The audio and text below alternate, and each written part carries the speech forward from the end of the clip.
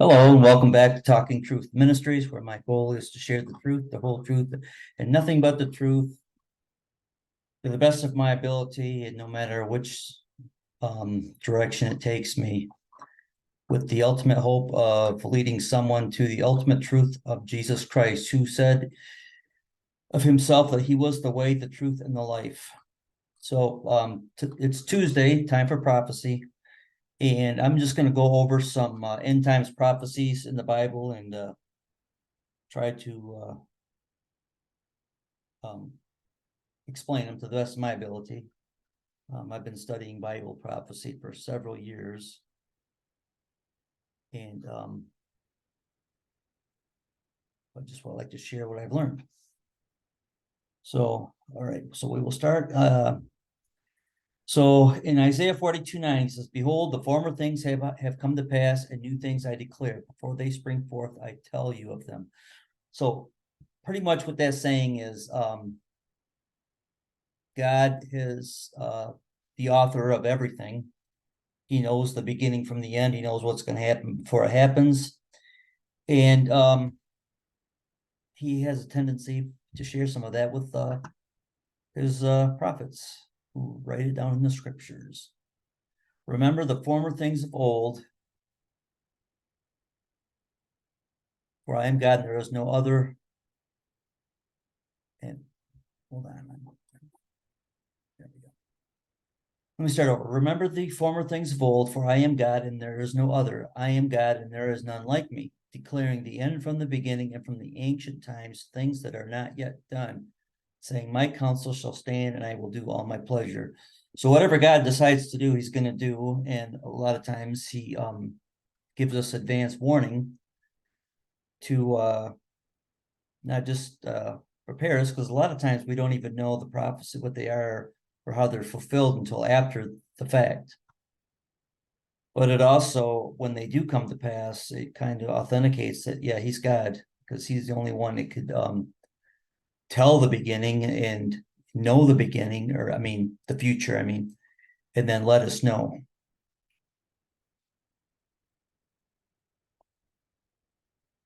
"Now I tell you before it comes to pass, that when it does come to pass, you may believe that I am he." That's John 13:19. So he gives advance notice of certain prophecies, so that we can prepare for what's to come.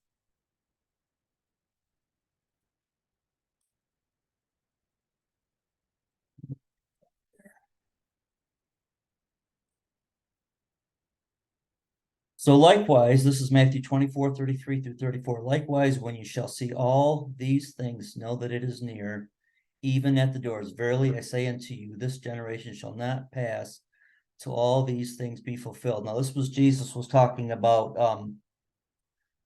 right after the disciples and him, and he had left the temple area. They were commenting how magnificent the temple was and everything. And Jesus says, "Well, I tell you that not once, time's going to come to pass where it's going to basically be destroyed." And they were kind of like in shock over that, because it was like one of the seven wonders of the ancient world, and it was like the whole heartbeat of the nation of Israel was the temple, and they couldn't fathom that it would be destroyed. So then after that, Jesus went into a number of things, because then they asked him what would be the sign of his coming and the end of the age. So he went into he went through a whole chapter of just events, basically describing what was going to happen during the tribulation period. So he says, "So when you shall see these things, know that it is near, even at the doors, this generation." So this is the fulfilling of the kingdom. Then so the one of the signs of the end times is the Christian gospel of Jesus Christ would be preached as a witness to all nations. And I'm going to go through some of these scriptures. So that's in Matthew 24:14.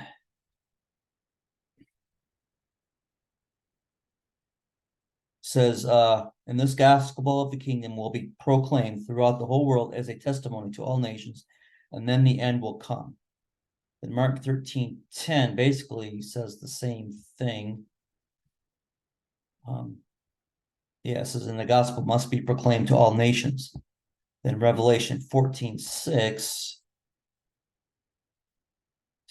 says, then I saw another angel flying directly overhead with an eternal gospel to proclaim to those who dwell on earth, to every nation, tribe, and language and people. So there's going to be a time when the gospel message, which is the message of salvation, is going to be preached, and nobody's going to have an excuse saying that they didn't hear it or at least hear about it.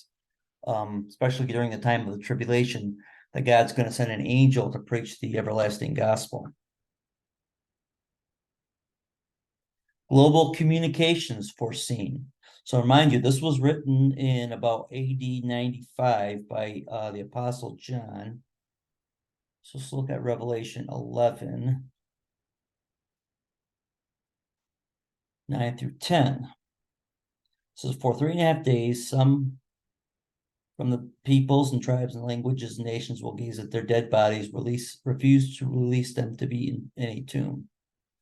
Those who dwell on earth will rejoice over them and make merry and exchange presents, because these two prophets have been a torment to those who dwell on earth. So this is saying that for 3.5 days, everybody is going to be. So the background of this passage is there's going to be two witnesses at the beginning of the tribulation. They're going to preach a message of judgment against the Antichrist and the beast system and the false prophet and the whole one world system. I mean, and they're going to be indestructible. I mean, the Antichrist and the governments are going to try to kill them, and they will be unable to until the appointed time, which is halfway through, at the midpoint of the tribulation. Then God's going to allow them to be killed. And at that time, everybody in the whole world is going to be able to look upon them dead bodies. Well, the only way that would be happening would be through like television news and internet and all that kind of stuff. So, and we see that we have that now. We have the ability to see something live on the other side of the world, around the world, as it's happening.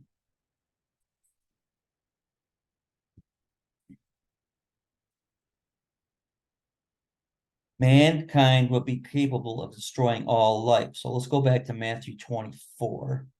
Again, it's that whole passage about the tribulation.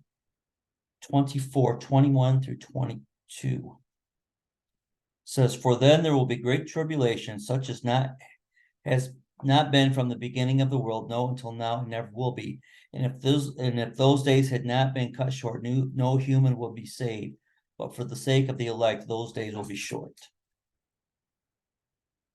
So at that point, there's going to be mankind will have the capability of destroying all life on Earth.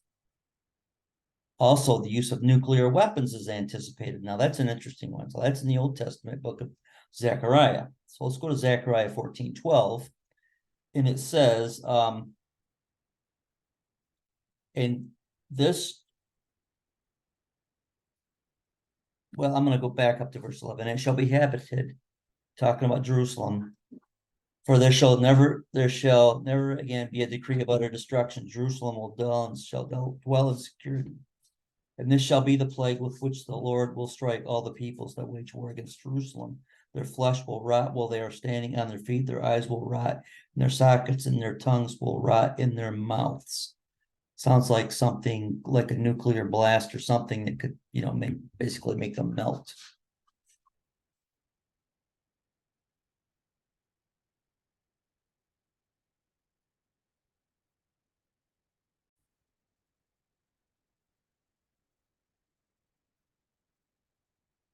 There would be a global cry for peace. So that's 1 Thessalonians 5:3. Back to the New Testament. It says, while people are saying there is peace and security, then sudden destruction will come upon them as labor pains come upon a pregnant woman, and they will not escape.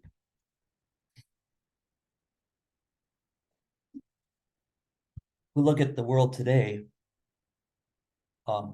especially now with what's going on in Ukraine and in Israel with these wars going on. And they're, trying to call for a ceasefire, and, they're trying to talk peace treaties throughout the world. I mean, the world has been in pretty much constant warfare through history in one form or another. And people are getting tired of all the death and destruction brought about by man's wars. But really, what's the underlying cause to these wars, which I believe is spiritual entities that hate mankind? The Antichrist would use false peace to destroy many. So let's go to Daniel, chapter 8. This is back in the Old Testament. Daniel chapter 8, verses 23 through 25. And it says, and at the latter end of their kingdom. This is talking about the four kingdoms that Daniel saw that were that had arose in this dream. Then it switches to like a ladder, an end times prophecy. It says at the latter end of their kingdom, which is coming. I mean, even though the kingdoms aren't necessarily going by the same names, the kingdoms are the same, especially when you consider the spiritual influence that are behind the scenes. And it says, at the latter end of their kingdom, when the transgressors have reached their limit, a king of bold face, one who understands riddles, shall arise. This is talking about the Antichrist, and his power shall be great, but not by his own power. So he's going to be powered by the great red dragon, or Satan himself, and shall succeed in what he does. Oh, wait a minute, let me back that up. But not by his own power, and he shall cause fearful destruction, and shall succeed in what he does, and destroy mighty men and the people who are the saints. By his cunning he shall make deceit prosper under his hand, and in his own mind he shall become great. Without warning he shall destroy many, and he shall rise up against the prince of princes, that's Jesus Christ, and he shall be broken, but by no human hand. So that's going to be the destruction of the Antichrist at the end of the tribulation. So in the last days, Israel would have a peace treaty in place that the Antichrist will confirm and eventually break. That's in Daniel chapter 9, verse 27. Now, if you read this whole chapter is about the Messiah, about his first and his second comings and what's going to happen kind of in between. It's the prophecy of the 70 weeks of years and all that. And it says, I'm gonna read verses 24 through 27. The 70 weeks are decreed about your people, which is Israel, and your holy city, which is Jerusalem, to finish transgression, to put an end to sin, and to atone for iniquity, to bring everlasting righteousness, to seal both vision and prophet, and to anoint a most holy place. So these are six basic jobs, or the mission of Christ, the Messiah, against and for the holy city of Jerusalem and the holy people of Israel. To finish the transgression basically means to, when they crucify the Messiah, to put an end to sin. There's going to bring in the unbelief, to put an end to their unbelief, and then to atone for iniquity, to bring it, okay. But it says to seal both vision and prophet, and to anoint a most holy place, which is the temple in Jerusalem. The not the temple that's going to be during the tribulation, but going to be the millennial temple.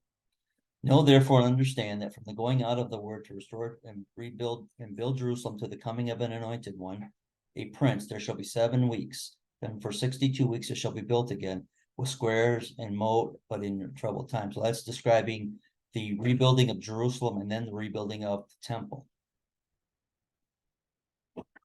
Well, mainly the rebuilding of Jerusalem, though. And after the 62 weeks, an anointed one shall be cut off. So after 62 weeks of years, now these aren't not literal weeks. They're 62 time periods or 62 um uh weeks of years.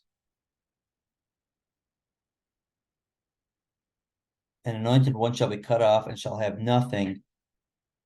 And the people of the prince who is to come shall destroy the city. That's the Antichrist and sanctuary. Its end shall come with a flood, and to the end there shall be war. Desolations are decreed.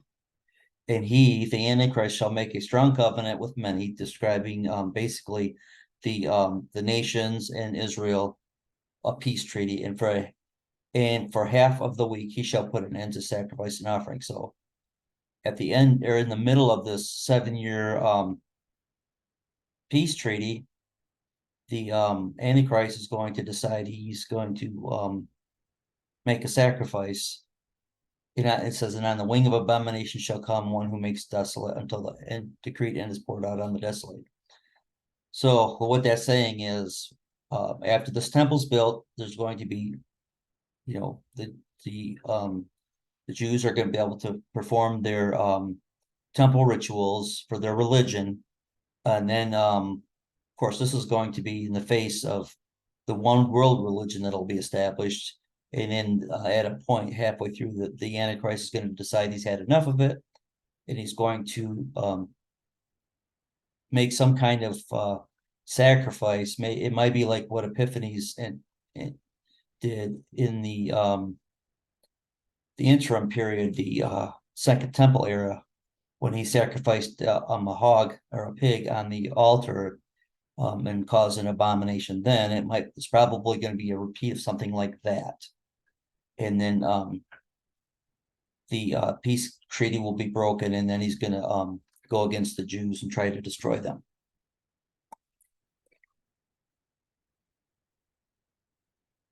Damascus will be destroyed.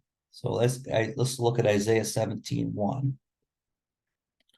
17:1. An oracle concerning Damascus. Behold, Damascus will cease to be a city and will become a heap of ruins. And down to 14 says, at evening time, behold terror, behold, before morning they are no more. This is the portion of those who loot us and the lot of those who plunder us. So with what's going on in Syria, some have speculated that maybe this has started already with the civil war they have over there. I mean, in Damascus is a mess now, but it's not destroyed, and there's people still living there. So this is going to be a one-time event that's going to obliterate the city of Damascus. Let's look at Jeremiah 49. See what it says about that. 23 through 27. It says, concerning Damascus, Hamath and Arpad are confounded, for they have heard bad news. They melt in fear. They are troubled like the sea that cannot be quiet. Damascus has become feeble. She turned to flee, and panic seized her. Anguish and sorrows have taken hold of her as of a woman in labor. How is the famous city not forsaken, the city of my joy? Therefore her young men shall fall in her squares, and all her soldiers shall be destroyed in that day, declares the Lord of hosts. And I will kindle a fire in the wall of Damascus, and it shall devour the strongholds of Ben-Hadad. Amos 1, 3 through 5 says, thus says the Lord, for 3 transgressions of Damascus, and for 4 I will not revoke the punishment, because they have threshed Gilead with threshing sledges of iron. So I will send a fire upon the house of Hazael, and it shall devour the strongholds of Ben-Hadad. I will break the gate bar of Damascus and cut off the inhabitants from the valley of Avon, and him who holds the scepter from Beth Eden, and the people of Syria shall go into exile to Kir, says the Lord. Now, Damascus is officially known as the longest continuously inhabited city in the world. And it still is. It's never been totally destroyed. So this is a prophecy again of the future. Zechariah 9, 1 through 8 says, the oracle of the word of the Lord is against the land of Hadrach, and Damascus is its resting place. For the Lord has his eye on mankind and all the tribes of Israel, and on Hamath also, which borders on it, Tyre and Sidon, though they are very wise. Tyre has built himself a rampart and heaped up silver like dust and fine gold like the mud of the streets. But behold, the Lord will strip her of her possessions and strike down her power on the sea, and she will be devoured by fire. Ashkelon shall see it and be afraid, Gaza too, and shall writhe in anguish. Ekron also, because its hopes are confounded. The king shall perish from Gaza, Ashkelon shall be uninhabited. A mixed people shall dwell in Ashdod, and I will cut off the pride of Philistia. I will take away its blood from its mouth and its abominations from its between its teeth. It too shall be a remnant for our God. It shall be like a clan in Judah, and Ekron shall be like the Jebusites. Then I will encamp at my house as a guard, so that none shall march to and fro. No oppressor shall again march over them, for now I see with my own eyes. So this is talking about a future time when all these people they're going to be they're going to perish. The king of Gaza, that's probably because look at Gaza now. They've been they're in this war with Israel, and I think that maybe this king is not necessarily a person, a human being spoken about, but a rebellious spirit that's maybe inhabiting a person.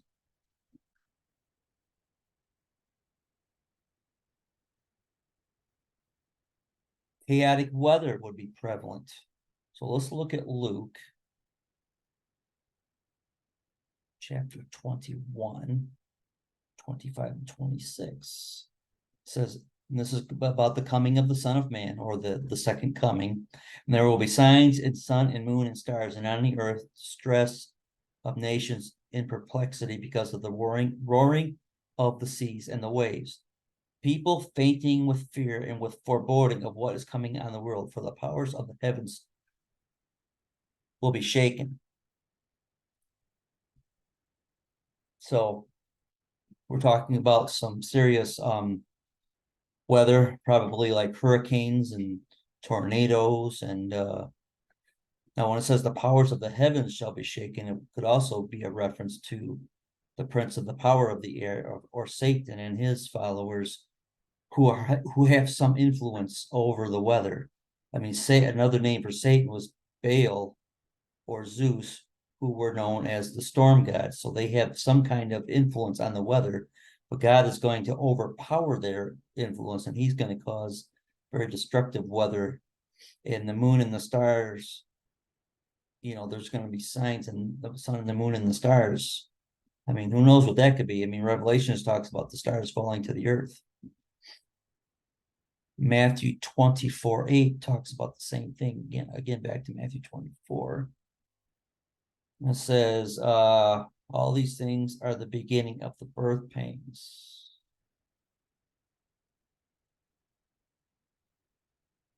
Okay, I'm not sure that verse is in there. Let's say anything about the weather, so I'm skip that. Romans 8:21 through 22 says,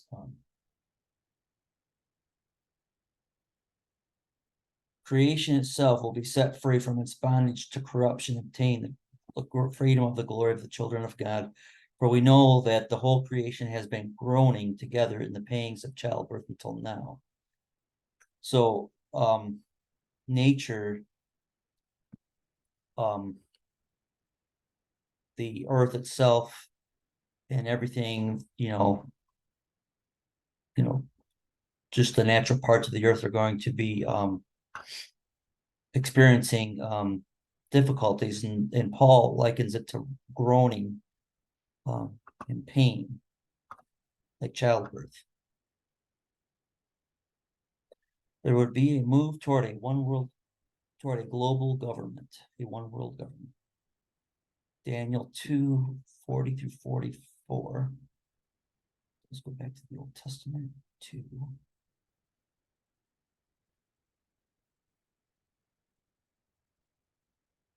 And again, this is the vision Daniel had of Nebuchadnezzar had a vision, Daniel had to interpret it about the giant statue and the kingdoms. And the last one says there shall be a fourth kingdom, strong, it's iron, but iron, because iron breaks to pieces and shatters all things. And like iron that crushes, it shall break and crush all these. And as you saw the feet and toes, partly of potter's clay and partly of iron, it shall be a divided kingdom, but some of the firmness of the iron shall be in it, just as you saw iron mixed with clay. And as the toes of the feet were partly iron and partly clay, so the kingdom shall be partly strong, partly brittle. And as you saw the iron mixed with soft clay, so they will mix with one another in marriage, but they will not hold together, just as iron does not mix with clay. And in those days, and in the days of those kings, the God of heaven will set up a kingdom that shall never be destroyed, nor shall the kingdom be left to another people. It shall break in pieces all these kingdoms, bring them to an end, and it shall stand forever. And that's the Messiah coming back and destroying all the kingdoms of the one world government.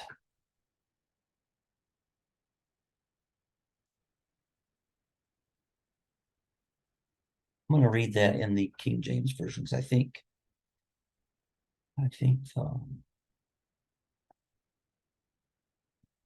back read 43. 43 has something a little bit more profound to say. And it says, and whereas thou sawest king iron mixed with miry clay, they shall mingle themselves with the seed of men. So I don't know why the ESV said something about marriages other than the fact that in order them to mingle themselves with the seed of men, they must be something other than men. So I'm thinking maybe this is a return of the angels, fallen angels, trying to create the Nephilim like they did before. And there is, and I don't have that tonight. A prophecy about the return of the giants, but I don't have that information with this lesson tonight.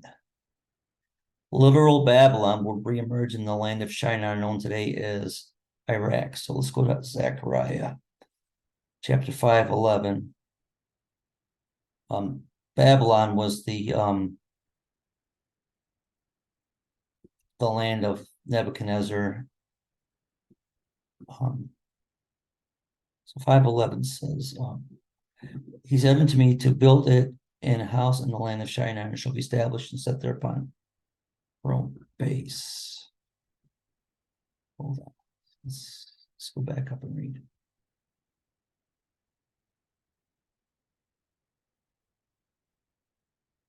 Well, Shinar is in the land of Babylon, land of Iraq and Iran.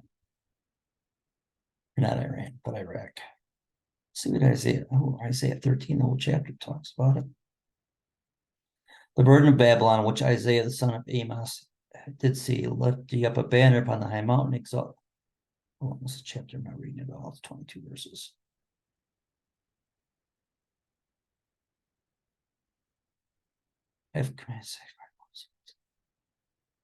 How ye, okay, I'm gonna jump down to 6. For the day of the Lord is at hand. That's the return of Christ at the second coming, and it shall come as a destruction from the Almighty. So Babylon is going to again somehow reemerge and is going to be destroyed by the Almighty on the day of judgment.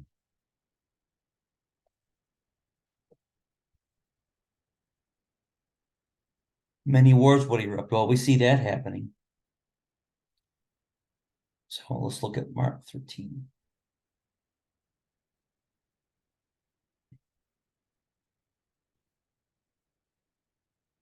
And when ye shall hear of wars and rumors of wars, be ye not troubled, for such things must needs be, but the end shall not yet be. I'm going to go back to the ESV. Go back to the ESV. It's easier to read.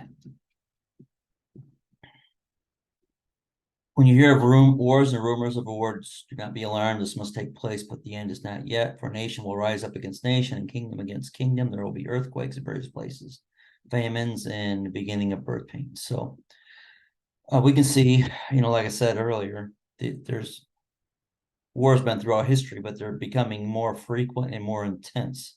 I mean, the United States has been in a constant state of war since 2003 when we started this war on terror. and we had just got out of the Cold War, which had been going on for 50 years, even though it was called, there was no battles fought, but it was still a state of war. I mean, I was in the Air Force during that time, and I would guard missiles that were pointed at Russia, and aircraft that were ready to take off. If Russia even looked, or the wall was the Soviet Union back then, they even looked the wrong way. So, but in these last days, it just seems like the wars are more, we got the Afghanistan, Iraq, now we got Russia and Ukraine and Israel and Gaza and, Hamas, all these, China's on the brink of wanting to take over Taiwan, and North Korea is against everybody. So who knows? Iran wants to, destroy Israel. So yeah, we're on the verge of war all the time now. Ethnic conflicts will be prevalent. Yes, we have. And I just read that when it talked about kingdom and kingdom. It's ethnos against ethnos or ethnic groups. I mean, just look at, even the Arabs can't, or the Muslims can't get along. I mean, you got the Shia Muslim against the Sunni Muslims, and Iran against, the which are Persians, they're not Arabs, Persians against the Arabs, and Persians against the Israelis, the Arabs against the Israelis, the Egyptians against the Israelis, and then you got, the Ukrainians against the Russians, and all this, ethnic groups fighting each other. The earth would be filled with violence. Luke 17:26. Let's see what that says. Just as was in the days of Noah, so will it be in the days of the Son of Man. They were drinking and eating and drinking marriage. Okay, I'm not done. Okay. But if you look back at Genesis chapter 6, 11 through 13, it says, now the earth was corrupt in God's sight, and the earth was filled with violence. And God saw the earth, and behold, it was corrupted, for all flesh had corrupted their way on the earth. And God said to Noah, I have determined to make an end of all flesh, for the earth is filled with violence through them. Behold, I will destroy them with the earth. Now back in the the days of Noah, there was that was the time of the giants too, but they had corrupted mankind too, who was also, just they were just violent. And so Jesus said that the days before the second coming of the Messiah would be just like that. One of the signs would be extreme violence. Now just look at everything. I mean, they had all the riots, all the warfare. I just heard a story that there's like in Washington, D.C., there's like 5 carjackings a day in Washington, D.C. And it's just, people are just violent. They don't care about anybody anymore but themselves. Jesus foretold that there will be fearful sights. So let's look to Luke 21:11. Now, well, let me read it first. Let me comment. There will be great earthquakes, and in various places famines and pestilences, and there will be, okay, this is interesting, there will be terrors and great signs from heaven.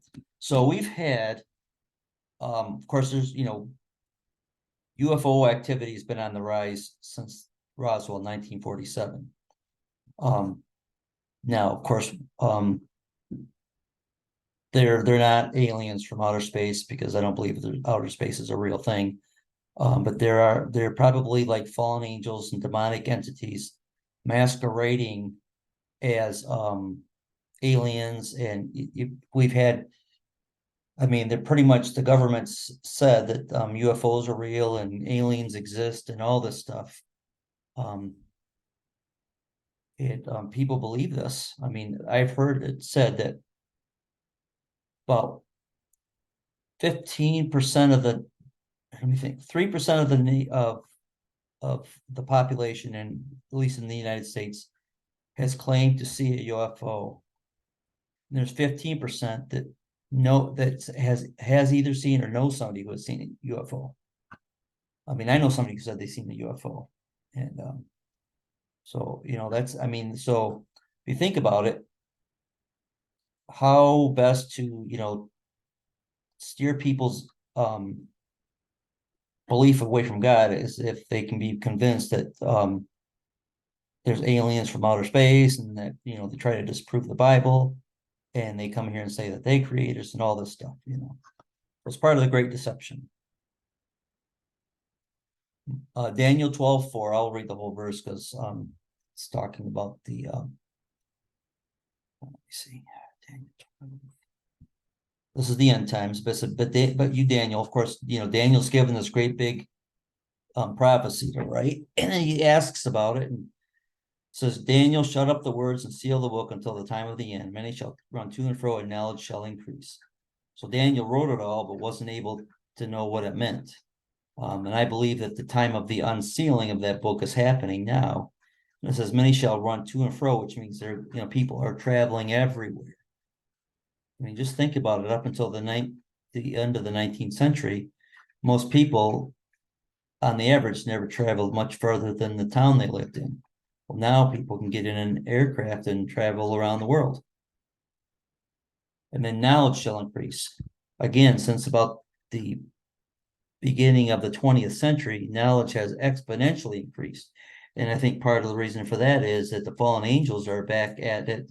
One of the things they got in trouble for back in the time before the flood was teaching mankind things that they weren't supposed to know about. And I think they're back doing the same thing. I mean, I think about like a television, who would in their right mind as a human, just a normal person, think that you could send a picture of somebody through the air and somebody else could see it on a screen, or even radio waves and all that stuff. How did they figure that out? Computers, and just how much knowledge is increasing exponentially as we go. It doubles. I don't know if it's every 5 years or what it is now. It could be even less than that now. But that's a sign of the end times. Deadly diseases, which the Bible calls pestilences, will be common. I'm not gonna keep reading all these verses, or I'll never get through this lesson. But yeah, that talks about an increase in pestilences, and look at of course, there's this COVID and measles and polio, and a lot of these diseases that we thought were exterminated are making a comeback. Global economic system would exist. Well, the way our economic system is working now, they're trying to crash the dollar. They're trying to institute a digital currency, which would give a man control over all banking and commerce.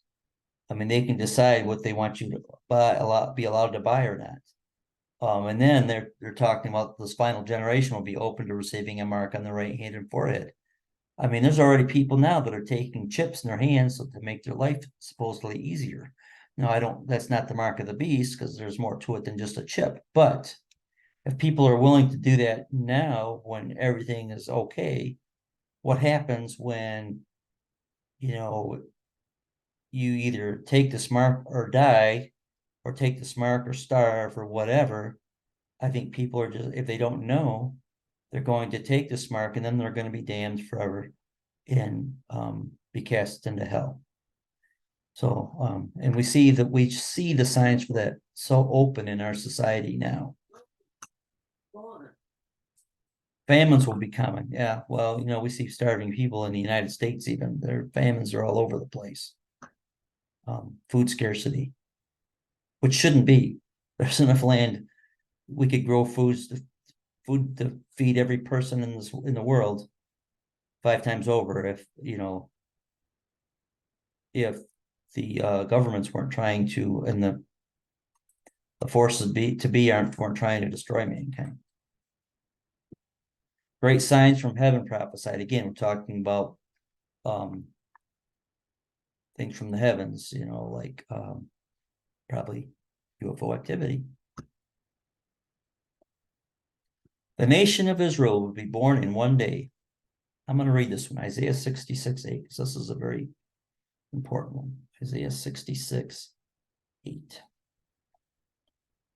said, rejoice. I'm going to start at verse 7. Rejoice with Jerusalem. Before she was in labor, she gave birth. Before her pain came upon her, she delivered a son. Who has heard such a thing? Who has seen such things? Shall a land be born in one day? Shall a nation be brought forth in one moment? For as soon as Zion was in labor, she brought forth her children. So the land of Israel, from about 70 AD on, was dispersed. The Romans kicked them out, and they renamed the land Palestine. They just wanted to wipe out any resemblance or any remaining vestige of the land of Israel. They even, like I said, they even renamed it Palestine in honor of the Philistines from ancient times. And now there was always some Jews that lived in the land of Israel, but it was controlled by the Romans and then later by the Ottomans, and then the land was, partitioned back after World War One. And then with with World War II and Hitler's attempt to exterminate the Jews, there was, well, let me back up. So there was the Balfour Declaration after World War One, saying that they needed to come up with a land for the Jews.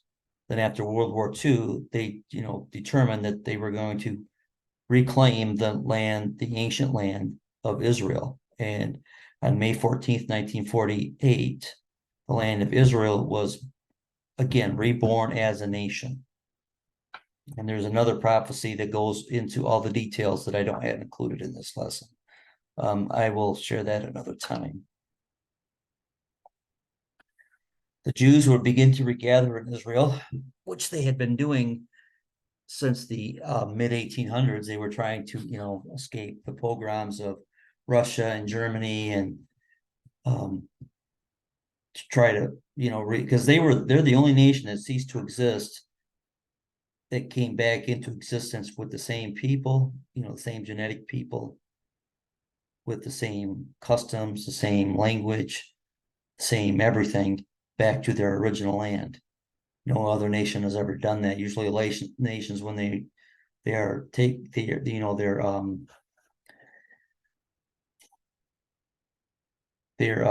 taken over by another country, they cease to exist and they're adopted, or they're merged, or into the conquering nation. Conquers what I was thinking.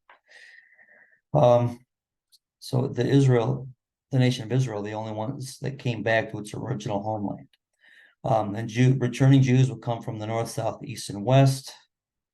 And they have especially a lot from Russia in the north.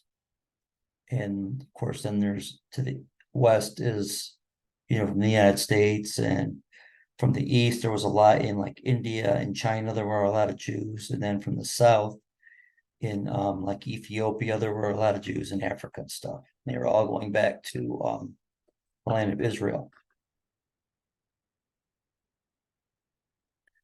During the diaspora, or the dispersion of the Jews to the four corners of the world, Israel will become a wasteland. Deuteronomy talked about that, and along with Ezekiel 36. For their disobedience, they were cast out of their land. Israel, once a desolate desert, would blossom in the last days and export produce to the world. Israel is one of the biggest exporters of fruit and I think flowers too, to the rest of the world. The last days, Jews would plant forests of trees. The Bible even specifies the variety of trees: cedar, acacia, myrtle, oil, cypress, pine, and box trees. If you read the history of Israel, starting in, when Israel came back, the place Mark Twain had visited there and just couldn't believe how desolate it was. And then now, since the return, like I said, they're a major exporter of fruits and vegetables and flowers and other stuff.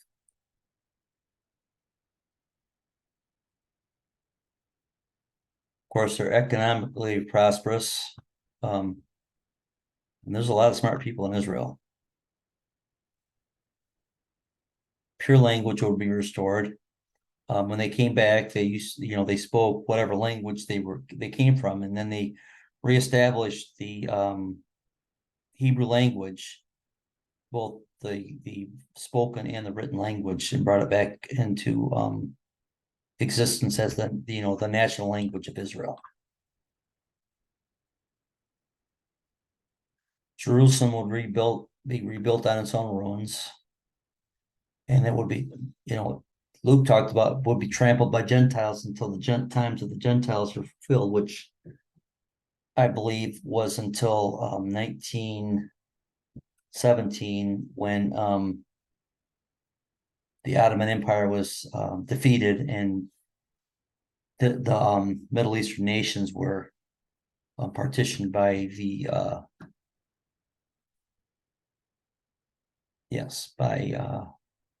England and the other European nations. Anti-Semitism worldwide anticipated. Yeah, look at it now, especially now. I mean, we have riots about this with this war with Gaza.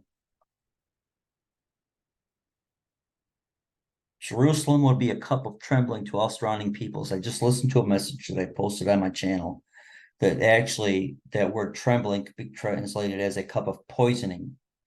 And just look at how many people are fighting over that one city. Would be a burdensome stone to all nations. I mean, there's more resolutions about Israel than any other nation, all the other nations combined. All surrounding nations would be against Israel. Psalm 83, verse. You got Edom, who's from Esau, the brother of Jacob. That's Jordan today. You got the Ishmaelites from Ishmael, the son of Hagar. Those are the Arabs. Moab, the son of Lot. That's Jordan east of the Dead Sea. The Hagarenes descended from one of the 12 sons of Hagar. Again, Arabs. Gebal, which is Beirut. Amman, that's the capital of Jordan today. It goes by the same name. Again, they're Arabs. Amalek descended from Esau. That's southern Jordan. The Philistines were from Ham throughout Palestine and Syria. Those were especially in Gaza, the West Bank, and in the Golan Heights. And there's Tyre, which is Lebanon, Asher, which is Iran and Iraq, and the children of Lot, which are now Jordan. Those are all nations that are against Israel, and there will be a battle, or one day that Israel's going to wipe them out. And it could be the one they've started now. There's a chance it could turn into that battle. Israel would be invincible. If you look at all the wars since 1948, 1948, the next day after they declared independence, 5 Arab nations attacked them and Israel defeated them. Then 1967, 3 more Arab nations attacked them, and the 6-Day War, they were defeated. 1973, I think like 13 or more Arab nations attacked, and Israel again defeated them. Then you got the current wars. There was one in I can't remember the year, 2014, and then the one that's happening this year. Israel is not going to lose. Now there was a point. Now Daniel and Joel mentioned that they would try to divide Israel, which that's part of the peace plan, was to partition and give, like Gaza was given to the Palestinians as their own country. They're trying to divide this nation, which belongs to Israel because God gave it to them. The eastern gate would remain closed until the Messiah returns at Christ's second coming. He will enter Jerusalem through the now sealed eastern gate. If you read Ezekiel 44, it talks about the Messiah returning and blasting open that eastern gate. In fact, the Muslims are trying to present, in an effort to try to prevent the Messiah from entering there, they have a cemetery right in front of the that area, thinking that the Messiah can't go through there because of the law prohibiting, a faithful Jew from touching anything that has a dead body in it. So that land would not be kosher, that land for him to walk on, but he'll make a way because he's God. He'll clean it right out. Let me see how far I am through this.